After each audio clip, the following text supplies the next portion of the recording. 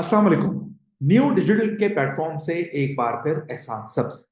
भारत ने दिफाई महाज पे नाकामी के बाद पाकिस्तान के खिलाफ मीडिया को लेकर एक प्रोपेगेंडा वॉर स्टार्ट कर दी है। इंतहाई भोंडे अंदाज में भारतीय मीडिया मुख्तलिफ इल्जाम लगा रहा है जिसका ना कोई सर है ना पैर है। कभी कह रहा है लाहौर कब्जे में है, कभी कह रहा है इस्लामाबाद कब्जे में है। और ये एक ऐसी शर्मनाक सूरत हाल है कि खुद भारत में जो पढ़े लिखे लोग हैं वो भी इसको एक बहुत ही शर्मनाक सिचुएशन कह रहे हैं। हमारे साथ मौजूद हैं डॉक्टर हुसैन थेबो जो कि स्ट्रेटेजिक अफेयर्स के एनालिस्ट हैं और भारत में जो मुख्तलिफ चैनल्स हैं उन पे उनका तज्जिया जो है अक्सर लोग सुनते हैं, पसंद करते हैं। सलाम डॉक्टर साहब। जी बात समझ आप कैसे हैं? आप ठीक है जी। जी अल्हम्दुलिल्लाह। अच्छा, जरा थोड़ा सा हमें हमारे नाज़रीन को समझाइए कि ये जो तरीका इख्तियार किया है भारतीय मीडिया ने, ये इससे क्या हासिल करना चाह रहे हैं। देखिए जी, बात ये है दरअसल कि ये जो भारतीय मीडिया है इसको गोदी मीडिया भी कहा जाता है और मोदी मीडिया भी कहा जाता है। इसका एक रीजन है। उसका एक रीजन ये है कि ये जो भारतीय मीडिया है इसके ऊपर पूरा कब्जा है आरएसएस के गुंडों का। ये बेसिकली नरेंद्र मोदी ने, जो बीजेपी का सरबराह तो जरूर है, लेकिन उसकी जो आइडियोलॉजी है वो उसने आरएसएस से अडॉप्ट की हुई है। और आरएसएस जो मुतासर हुई सबसे पहले वो नाजी से ही, ये 1925 में बनी, जब फर्स्ट वर्ल्ड वार और सेकंड वर्ल्ड वार से लोग मुतासर, जंगजू और एक फाशिस्ट थी उस वक्त तहरीक चल रही थी। ये आरएसएस उसकी एक ब्रांच है। अब होता क्या है? होता ये है कि जी, ये नरेंद्र मोदी ने आते साथ ही सबसे पहले तो अपनी लॉबिंग फर्म्स खरीदे, वहां के जो बिजनेस टाइकून है उनको खरीदा, और उनके थ्रू मीडिया हाउसेस बनाए। और मीडिया हाउसेस सारे बना के उन्होंने सब कुछ बीजेपी की ही फेवर में बात करी, और सब कुछ उन्होंने अगेंस्ट किया कांग्रेस के। आगे आते हैं तो आप देखें, जब 2019 में 27 फरवरी को हिंदुस्तान को बुरी तरह से शिकस्त हुई पाकिस्तान के हाथों। 3 मार्च को 2019 को बिहार में खड़े होकर नरेंद्र मोदी ने कहा कि असल में हमारी ये शिकस्त इसलिए हुई है क्योंकि कांग्रेस ने हमें राफेल खरीदने नहीं दिए, और उसकी वजह से हमारी ये शिकस्त। पहली बात तो उन्होंने वो शिकस्त तस्लीम की। दूसरी बात, उन्होंने वो मलबा शिकस्त का डाला कांग्रेस के ऊपर। फिर जी राफेल आता है, पूरी मीडिया उसको जोश जज्बा उस पे जश्न मनाया जाता है। फिर राफेल के एक प्लेन को खड़े होके नरेंद्र मोदी साहब उसके ऊपर गोबर लगाते हैं, उसको गाय के पेशाब से धोते हैं, उसके ऊपर नींबू लगाते हैं।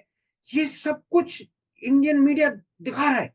ले जी, राफेल आ गया, अब हमारी तरफ कोई नहीं देख सकता। मोदी साहब उसको खुद आशीर्वाद दे रहे हैं। मोदी साहब अभी उसको गाय माता का गोबर लगा, वो वीडियो अभी भी सोशल मीडिया पे अवेलेबल है। आगे आते हैं।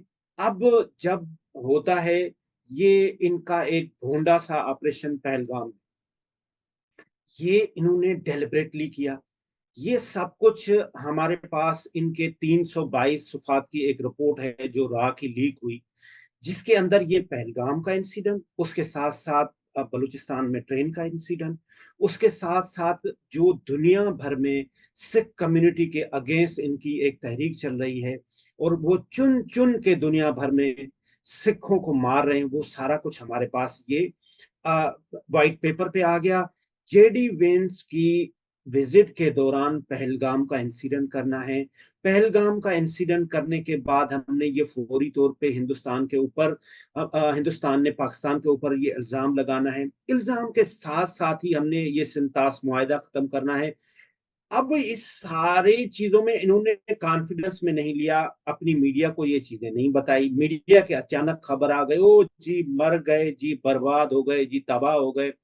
फिर वहां पे एक उनका लाखड़ा टाइप का एक जुनून टाइप के लोग आपस में बुलाते हैं, इधर कांग्रेस खड़ा हो जाता है, इधर बीजेपी का तर्जमान। कांग्रेस की तर्जमान लेडी जो मिश्रा है, उसने रेलेवेंट सवाल क्रिएट किए कि भाई ये छोटी सी एक पहाड़ी, इस छोटी सी पहाड़ी पे 2000 आपने टूरिस्ट भेज दिए, एक भी वहां पे आपने सिक्योरिटी वाला बंदा नहीं भेजा। जो आए जिन्होंने इनको मारा, क्या उनको जमीन खा गई? क्या उनको आसमान खा गया? अब ये सारे रिलेवेंट इन्होंने तो वो पाकिस्तान के ऊपर इल्जाम लगाना था।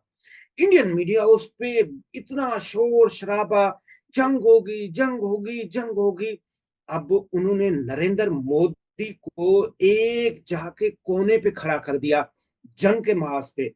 मुबसरीन ये कहते हैं, जो वहां पे आज भी इंडिया के रहने वाले कुछ लोग, जो हमारे दोस्त भी हैं वहां पे, जो रोशन ख्याल भी है, उन्होंने कहा कि नरेंद्र मोदी के लिए ये इंडियन मीडिया ने एक ही रास्ता छोड़ा, या तो नरेंद्र मोदी खुदकुशी कर ले, दूसरा रास्ता सिर्फ जंग था, जो आपने सेकंड वर्ल्ड वॉर में हिटलर के साथ देखा। हिटलर ने रशिया के बाद क्या किया, जाके सुसाइड किया। इन्होंने नरेंद्र मोदी को बिल्कुल खींच के दीवार से कोने से लगा दिया। आप इमेजिन करें, मैं कल बरखा दत्त, जबकि आप भी माशाल्लाह पुराने सीनियर जर्नलिस्ट हैं, बरखा दत्त थोड़ी सी बेहतर है, पाकिस्तान भी आती, उसने पोस्ट क्या की, उसने कहा 5,22,000 लोग मुल्क से भाग रहे हैं, मैं आपको एविडेंस दे रही हूँ, वो सऊदी अरब भाग रहे हैं। अरे भाई, वो हज पे जा रहे हैं लोग, को खुदा का खौफ करे। वो मतलब बड़ा बड़ा शेम, मतलब नॉनसेंस बात देखे। अच्छा, उसने एविडेंस भी पेश किया ना कि ये नाम है उनके, ये सऊदी अरब भाग रहे हैं। अरे भाई, ये सऊदी अरब भाग नहीं रहे हैं, हज ये पे जा रहे हज हैं। पे जा रहे हैं, और ये हर साल जाते हैं। अच्छा, मुझे एक हमारे यही हमारा दोस्त था, हमारे साथ केटीएन में काम करता था, वो अभी बीबीसी लंदन के साथ है। कल मैं लाइव प्रोग्राम कर रहा था, उसने मुझे मैसेज किया कि जी वो इंडियन मीडिया पे चल रहा है कि वहां फलाना मिलिट्री का हेड अरेस्ट हो गया है, वजीर आजम ने रिजाइन दे दिए, मिलिट्री को। मैंने कहा भाई, ये सब कोई कुछ नहीं हुआ। मैं हैरान होता हूँ जब हम इंडियन मीडिया पे जाते हैं। लिटरली मैं आपको बता रहा हूँ सर, कि मैं भी वहां पे जाके जो बोल रहा होता हूँ ना, मैं कहता हूँ यार, ये मेरे बच्चे भी सुन रहे होते हैं, अब्यूजिंग लैंग्वेज होती है, लेकिन Yeah. क्या करें, उनके पास कुछ होता भी नहीं है, और हमने अपना पॉइंट ऑफ व्यू भी रखना होता है।